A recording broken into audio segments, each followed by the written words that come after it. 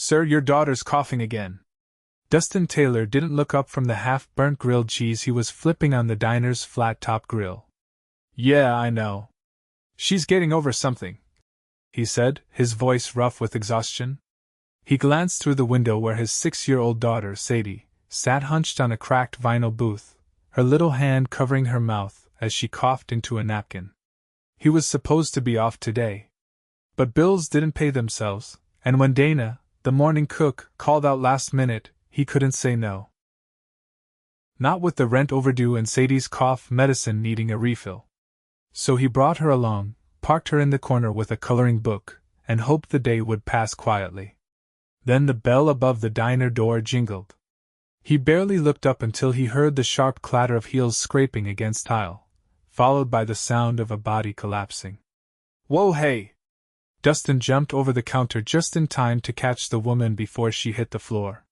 Her head fell against his chest, her skin clammy and pale, her eyes fluttering shut. Someone call an ambulance! He called, easing her down gently onto the floor, cradling her head in his hands. I think she fainted, the waitress said, wide-eyed. No kidding, Dustin muttered, brushing a strand of dark hair from the woman's face. She was beautiful, striking, really, but completely out of it. Hey, lady. Can you hear me? Her eyes blinked open slowly, unfocused. Water, she whispered. He grabbed a glass from the counter, brought it to her lips. She drank shakily. What happened? She asked hoarsely. You fainted, he said. You okay? You shouldn't be walking around like that if you haven't eaten. I didn't have breakfast, she said, sitting up slowly. I had a meeting. I didn't expect to feel so dizzy. He helped her to her feet. You need to sit down. Come on. He guided her to the booth across from Sadie, who was watching the whole scene with big, curious eyes. Are you a princess? Sadie asked, her voice sleepy and sweet. The woman gave a tired smile. No, sweetheart. Just had a rough morning. Dustin handed her a plate with toast and eggs, something simple. Eat. Please. On the house. She hesitated. You don't have to, I do, he said. You passed out in my diner. That earns you breakfast. She looked at him for a long second, like she wasn't used to people doing things without asking for something in return. Then she nodded. Thank you, she said softly. I'm Veda Whitmore. Dustin Taylor, he replied, wiping his hands on a towel. And that's Sadie? Sadie gave a little wave. Veda smiled again, warmer this time. He didn't know she was the CEO of Whitmore Design Group, a billion-dollar fashion and architecture empire. All he knew was that she looked like she hadn't slept in days, she was eating like she hadn't touched food in hours, and for some reason, watching her share toast with his daughter made something twist in his chest. By the time she was done eating, her color had returned, and she looked more like herself, composed, polished, but still a little shaken. I'm so sorry for the scene, she said, standing. That's not how I usually enter a room. Dustin chuckled. Well, you made a memorable impression. She reached into her purse and pulled out a gold card. He raised a brow. Nope. I said it was on the house. I insist, she said. You saved me from a concussion. At least let me pay for the food. He shook his head. This isn't about the food. Something flickered across her face. Surprise. Maybe even interest. She tucked the card away. Well, in that case, I owe you. You can repay me by not passing out again. That made her laugh, a real, soft laugh that made his chest tighten for reasons he couldn't explain. Deal, she said, and with one last glance at him and Sadie, she walked out. Dustin watched her go. He didn't know her name would be on the cover of Forbes, or that she was one of the most powerful women in the country. All he knew was that when he caught her, something shifted. And he hadn't stopped thinking about her since. 3 days later, she was back. He'd just started wiping down the counter when he heard her voice. Hi! He turned. Veda stood in the doorway, this time in a navy pantsuit, heels that looked like they cost more than his rent, and a coffee in hand. But her eyes crinkled the same way when she smiled. "You're not fainting this time, right?" he asked, tossing the rag over his shoulder. "No promises," she joked. "But I did eat this morning." Sadie ran up to her. "You came back." "I did," Veda said, crouching to eye level. "I wanted to see if your dad needed help in the kitchen." Dustin blinked. "What?" Veda stood, brushing her hands together. "Look, I have a very flexible schedule. And I'm not bad with a spatula. You want a job here?" "No. Just offering to help. I know you're short-staffed. And I kind of like the vibe here." He crossed his arms, studying her. "You're not exactly dressed for kitchen duty. I can roll up my sleeves." "You don't look like someone who rolls up sleeves." She stepped closer. "Try me." He didn't know whether to laugh or tell her no. But something about the way she looked at him, calm, certain, like she wasn't used to being told she couldn't, made him nod. "Fine. You burn anything, you're out." "Deal." By the end of the week, she'd been in every day. She wasn't great with a grill, but she was smart, fast, and had a way of making Sadie laugh so hard she snorted strawberry milkshake out her nose. "Why are you really here?" he asked one afternoon, while they cleaned up together. The diner was empty, the lights dimmed. She hesitated. "I needed a break from my world." "And yours?" "Feels quieter." "Realer." He looked at her. "You're not just some bored rich girl, are you?" She smiled, but it didn't reach her eyes. "No. I'm just someone who forgot what it feels like to be around people who don't want something from me." He didn't press. But something in her voice made his chest ache. And when she reached out to brush a lock of hair from Sadie's face, Dustin knew he was in trouble. Because he was starting to fall for the woman he caught in his arms. And he didn't even know her world would destroy his. "You're bleeding." Dustin looked down at his forearm where a thin line of red had begun to bead. "It's nothing. Just caught the edge of a baking tray." Veda grabbed a napkin from the holder and pressed it firmly against his skin. "You should clean it properly. Do you have a first aid kit?" "Under the register. But I'll get to it after the rush." She didn't let go. "Or you could get to it now and not risk an infection." He raised an eyebrow. "You always this bossy?" She didn't flinch. "Only when I care whether someone loses a limb." That caught him off guard. No one had said something like that to him in a long time, maybe not since Sadie's mom left. He nodded once, peeled off the apron, and headed toward the back. She followed without hesitation. In the cramped supply room behind the kitchen, he sat on the stool while she opened the metal kit and pulled out antiseptic wipes and a bandage. He watched her work in silence, her hands precise, her jaw clenched in concentration. "You've done this before," he said. "Too many times," she replied without looking up. "My brother broke his collarbone falling off a dirt bike when we were kids. I had to keep redressing it because our nanny wouldn't touch the wound." "You have a brother?" "Had." She paused, then taped the bandage securely. "He passed away 4 years ago." He didn't ask how. She didn't offer. Instead, he said, "Thanks. That was professional." She leaned back on her heels. "I used to think I'd go to med school. But my father wanted me in business. Did you want that?" She stood, dusting off her hands. "I wanted to prove him wrong." There was something in her tone, a brittle edge laced with something deeper. Regret, maybe? Or guilt? Dustin didn't push. But when she turned to leave, he caught her wrist lightly. "You ever miss it? Medicine?" She didn't look at him, just stared ahead at the gray wall. "Every day." Later that afternoon, the diner emptied out early. A rainstorm had rolled in, sending most of the lunch crowd scurrying home. Sadie had dozed off in the back booth, curled up under one of Dustin's old flannel shirts.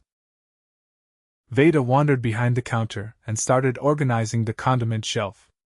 She didn't ask if she could, just did it like she belonged there. You don't seem like the type who's comfortable doing nothing, he said as he poured coffee into two mismatched mugs. I'm not, she replied without turning. I get restless when things are too quiet. Bet you hate vacations. I haven't taken one in over 6 years. He handed her the coffee. That's not impressive. That's tragic. She accepted the cup but gave him a look. It's what the job demands. Then maybe it's the wrong job. She looked at him, then really looked. You think I'm not cut out for it? I think you're miserable in it. That landed heavier than he expected. She didn't respond right away. Instead, she walked to the window and stared out at the downpour. The glass fogged slightly from the warmth inside. My father built our company from nothing, she said quietly. He left it to me right before he died. I didn't get a choice. Dustin leaned against the counter. You get one now. She turned, her expression unreadable. It's not that simple. You'd be surprised how simple things can be when you start choosing what's good for you instead of what's expected. She didn't argue. But she didn't agree either. That night, as he locked up the diner and zipped Sadie's jacket, Veda walked with them to their car. The rain had stopped, but the streets were slick with silver puddles reflecting streetlight. Do you need a ride? He asked, buckling Sadie in. She shook her head. My driver's waiting around the corner. Of course he is, he said, and immediately regretted the edge in his voice. But she didn't take offense. You think I'm the enemy, don't you? He looked at her. I don't know what you are. She stepped closer, her tone low. Neither do I. Not anymore. Then she turned and walked into the misty night, heels clicking softly against wet pavement. He watched until she disappeared around the corner. The next morning, she didn't show. Nor the next. Nor the day after that. By the fourth day, Dustin told himself it didn't matter. That she was just a woman passing through. That people like her didn't stay in places like his. And then, on the fifth day, a courier arrived with a box wrapped in matte gray paper and tied with black silk ribbon. It was addressed to Sadie. Inside was a hardcover book of illustrated fairy tales, each story enclosed in its own envelope like a letter. Tucked between the pages was a note, handwritten in delicate cursive. Every princess deserves to write her own ending. V. Dustin stared at it for a long time, his jaw tight. He had no idea what kind of game she was playing. But he was starting to realize something. He wasn't the only one who'd caught someone that day. She had, too. And she wasn't letting go. The bell above the diner door rang just as Dustin was boxing up the last of the lemon bars. He looked up, expecting one of the regulars. Instead, the man who stepped in wore a charcoal trench coat and carried the kind of umbrella you didn't find at a corner store. His eyes swept the room once, then landed on Dustin with clinical precision. You Dustin Taylor? He asked, voice clipped. Dustin wiped his hands on his apron. Who's asking? The man stepped forward and extended a business card. Michael Leland. I represent Whitmore Holdings. Dustin didn't take the card. She send you? Michael's expression didn't shift. Ms. Whitmore is currently occupied. She asked me to deliver a message in person. Dustin's stomach tensed. She okay? She's fine. But as of this morning, she's stepping back from all public appearances for an indefinite period. Dustin folded his arms. And that concerns me. Why? Michael finally placed the card on the counter and straightened. Because I watched her walk into this diner for a week straight without security, without an assistant, and with a look I haven't seen on her face since her brother's funeral. You may not think you matter, Mr. Taylor, but you do. And whatever happened here, it's affecting her. Dustin stared at the man, trying to keep his voice even. So what exactly are you asking me to do? Nothing. I'm telling you this because if you care about her, and I believe you do, you should know she's not playing a game. She didn't tell anyone where she was going. Not even her board. She just vanished. And when she came back, she was different. Michael turned to leave, then paused at the door. Most people only see power when they look at her. You saw something else. Don't underestimate what that means. As the door closed behind him, Dustin stood frozen. That night, he drove through the city long after Sadie had fallen asleep in the back seat, bundled under her favorite fleece blanket. The address on the business card burned in his pocket like it might explode. It was a tower in the upper avenues, a place he'd only seen lit up from the freeway, not somewhere he ever imagined walking into. When he finally pulled up to the valet, the man in a tailored black coat glanced at his truck like it had offended him personally. Name? The valet asked, pen hovering. Dustin Taylor, he said, stepping out. I'm here to see Veda Whitmore. The man didn't blink. She's not taking visitors. Yeah, well, maybe she'll make an exception. He wasn't expecting to get in. But 5 minutes later, a woman in a headset appeared from the lobby, eyes flicking him over with barely concealed confusion. She said to bring you up, the woman said. The elevator ride was silent. When the doors opened, he stepped into a penthouse that looked more like a museum exhibit than a home. Glass walls stretched to the ceiling. Sculptures stood on pedestals like they might float off if disturbed. The scent of bergamot and leather drifted through the air. She was at the far end of the room, standing barefoot on the marble floor, her jacket folded over the back of an armchair. Her hair was pinned up, and she looked like she hadn't slept in days. I wasn't sure you'd come, she said as he approached. You sent a suit to my diner, he replied. Wasn't exactly subtle.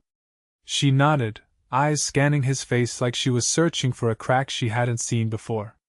I didn't know how else to explain why I left. You didn't owe me an explanation. I did if I ever planned to see you again. He looked around. This your world? Her shoulders stiffened. Part of it. Doesn't feel like you. She laughed, low and tired. That's because it isn't. It's what I was raised to maintain. He stepped closer, voice quieter. Then why keep pretending? Why keep living in it if it doesn't fit? She looked down, her hands curling into the edge of the table behind her. Because walking away would mean admitting I don't know who I am without it. Dustin exhaled through his nose. You don't have to. I do, she said, eyes lifting to meet his. Because the only time I felt like myself in years was in your diner, with your daughter. Eating toast like it was the best thing I'd tasted. Laughing like I remembered how. He didn't move. I didn't plan to fall into your life, she continued. I didn't plan for any of this. But it happened. And you matter. You and Sadie both. He swallowed hard. Then why run? Because I'm terrified, she whispered. Of what this means. Of what I'd have to give up to keep it. And of what would happen if I gave it up, and it still wasn't enough for you. His jaw clenched. You think I care about your name? Your money? I think you care about safety. About stability. And I think I've done nothing but bring chaos into your world. He stepped forward, closing the space between them. You brought Sadie a book no one else would have thought to give her. You gave her stories. You gave me a reason to look forward to something for the first time in years. That's not chaos. That's hope. She blinked fast, and for the first time, her walls cracked. I don't know how to do this, she said, voice raw. Then let's figure it out together. She reached for his hand, and he let her take it. Outside, the city buzzed beneath them, oblivious. But in that glass tower, something real had begun to take shape. And for once, neither of them wanted to run. Dustin adjusted the sleeves of his only blazer as he stepped off the elevator, the rich scent of aged bourbon and polished oak immediately hitting him. The Whitmore Foundation Gala was in full swing, the ballroom glowing with crystal chandeliers and filled with the city's most powerful figures. He'd left Sadie with Ellie, the diner's evening waitress, and the only person he trusted enough to watch her. She'd insisted he go. Said if a woman like Veda was waiting for him, he had no excuse to stay behind. Still, he felt like a broken puzzle piece forced into a velvet box. Then he saw her. Veda stood near the balcony doors, a navy gown hugging her frame, her hair swept into a loose twist. She wasn't smiling, not exactly, but her eyes lit up the moment they found him, and that was enough to steady the chaos in his chest. "You came," she said, her voice just above the music. "I still owe you for the lemon bar you burned last week," he said. She let out a laugh, soft and breathless. "I didn't think you'd want anything to do with this world." "I don't," he said. "But I want something to do with you." Her lips parted, but before she could speak, a silver-haired man approached, holding 2 glasses of champagne. He handed one to Veda, then turned to Dustin with a smile that didn't reach his eyes. "I don't believe we've met," the man said. "I'm Charles Halden, longtime board member." "And you are?" "Dustin Taylor," he replied. "I run a diner on Union." Charles raised an eyebrow. "Interesting." "I didn't realize Veda had developed an interest in the hospitality sector." "I've developed an interest in people who don't talk down to me," Veda said calmly, taking a sip of her drink. Charles gave a clipped chuckle and excused himself with a vague nod. Dustin watched him retreat, then turned to her. "Tell me that guy doesn't get to decide your future." "Technically, he does," she said. "But not anymore." He frowned. "What does that mean?" She took his hand and led him toward a quieter side of the room, past a table stacked with silent auction items. "I resigned this morning." He stopped walking. "You what?" "I stepped down as CEO," she said, turning to face him fully. "The board has been circling me since I disappeared for a week. They think I'm distracted. And they're right." His brow furrowed. "And you're okay with that?" "I'm terrified," she admitted. "But I haven't felt this alive in years. And I'd rather be terrified in something real than numb in something polished." He stared at her, heart thudding. "You gave it all up. For what, exactly?" "For the possibility of something that's mine," she said. "Not inherited. Not expected. Just chosen. You don't even know where I'm headed." "Neither do you," she said. "So maybe we figure it out together." He didn't answer with words. He leaned in and kissed her, slow and certain. The room didn't disappear, he still heard the clinking glasses, the hum of strings, but everything receded into the background. For the first time, her world and his stopped colliding and started aligning. Later that night, they walked the edge of the rooftop garden. The city glittered below them, 1,000 lives moving in 1,000 directions. "I've been thinking," she said, her tone lighter now, "about that corner space near your diner. The one that's been empty for months. The old bookstore?" She nodded. "What if we turned it into a reading room for kids? Free story hours, art corners. You said Sadie's school doesn't have a real library, right?" He tilted his head. "You want to fund that?" "I want to build something that matters," she said. "And I want to build it with you." He looked at her, stunned not by the idea, but by how natural it felt. How right she looked under the city lights with plans in her hands and purpose in her voice. "You're not afraid of small dreams anymore?" he asked. Her smile was quiet. "Not if they're real." The next week, they signed the lease on the corner space. 2 months later, the reading room opened with shelves donated from Veda's personal collection and a mural painted by a local artist who owed Dustin 3 free breakfasts. On opening day, Sadie cut the ribbon with a plastic pair of safety scissors, wearing a glittery crown Veda gave her that morning. The mayor showed up. So did a crowd of curious families who never expected the woman from Forbes to be handing out juice boxes at a folding table. As the sun dipped low, Dustin stood behind the counter of his diner, now glowing with new bulbs and a fresh coat of paint. Veda leaned against the doorframe, her heels kicked off, a folder of community proposals tucked under her arm. "You're staying," he said. She nodded. "I'm not going anywhere." He pulled her close, his hands settling at her waist. "You know this isn't a fairy tale. There's no palace. No throne." She ran her fingers along his jaw. "I never wanted a throne. I just wanted a place to land. And you think this is it?" I don't think, she said.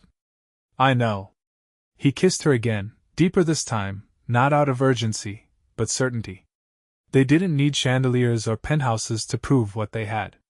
They had laughter echoing from the sidewalk, a child's voice reading out loud from the window next door, and the smell of grilled cheese wafting through the open door. They had each other. And for once, that was more than enough. Dustin stood in front of the mirror fastening the final button on his shirt, the late afternoon sun casting amber light across the modest bedroom. The house was quiet, unusually so. Sadie was at her first sleepover, clutching her overnight bag like it was a treasure chest, practically vibrating with excitement, when Veda dropped her off at her friend's place. It was the first time in years Dustin had the house to himself. But he wasn't thinking about quiet. He was thinking about what tonight meant. In the kitchen, Veda was carefully arranging a small bouquet of wildflowers into an empty milk bottle, her fingers moving with a focus he recognized from the first time he saw her cook eggs in his kitchen. The sleeves of her dress shirt were rolled to her elbows, and her hair was down, falling over one shoulder in loose waves. You know, he said, stepping into the doorway, I've seen you walk into rooms worth more than everything I own, but nothing's ever looked better on you than a borrowed flannel and a milk bottle centerpiece. Are you trying to seduce me? She asked without turning. Would it work? She finally looked over her shoulder, eyes catching his. It already did. He crossed the room and wrapped his arms around her from behind, resting his chin on her shoulder. You nervous? Only if you are. I'm not nervous, he said. I'm just aware that this is the first time we're hosting your world and mine in the same space. Veda turned into his arms. It's not your world or mine anymore. It's ours. That's the whole point. He kissed her forehead. Then let's do this. Outside, the corner reading room buzzed with chatter and warmth. The mural had been updated with new colors, painted with the help of local kids. Cupcakes lined the long table under the windows. The night was meant to celebrate the official launch of the community literacy program they had built together: free classes, guest readers, art days. It had grown fast, faster than either of them expected. But the people had shown up. And more importantly, they'd stayed. Dustin opened the door, letting in a gust of cool spring air. Veda stepped in beside him, her hands slipping into his without hesitation. The crowd quieted when they entered. An older woman with thick glasses and a clipboard gave a tiny wave. Ms. Whitmore. Mr. Taylor. We're ready when you are. Veda stepped forward first. Actually, Dustin's going to say a few words. He blinked. I am? She grinned. Surprise. He cleared his throat and looked around at the sea of faces, some familiar, some new, all expectant. I never thought I'd be standing in a room like this. I run a diner. I burn toast more than I should. I've raised a daughter who thinks ketchup is a food group. I'm not a man who usually gives speeches. But I know what it means to build something from nothing. And I know what it means to do it with someone who sees you not what you have, not what you lack, but who you are. This place isn't about literacy or books. Not really. It's about giving people a place to belong. To be seen. To matter. That's what Veda gave me. And that's what we're giving back. The applause was soft at first, then rose into something real. Veda's hand tightened in his. And when the music started and the room turned into a low hum of conversation and laughter, she led him outside for a moment of quiet.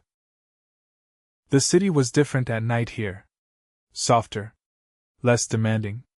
The lights of the reading room spilled onto the sidewalk, casting golden shadows. I can't believe you did that without passing out, she teased. I can't believe you didn't warn me. I wanted to see if you'd rise to the challenge. He leaned against the brick wall. You always testing me? Only to make sure you're still paying attention. I don't think I could stop if I tried. She stepped close, her voice gentler now. I used to think love was supposed to be dramatic.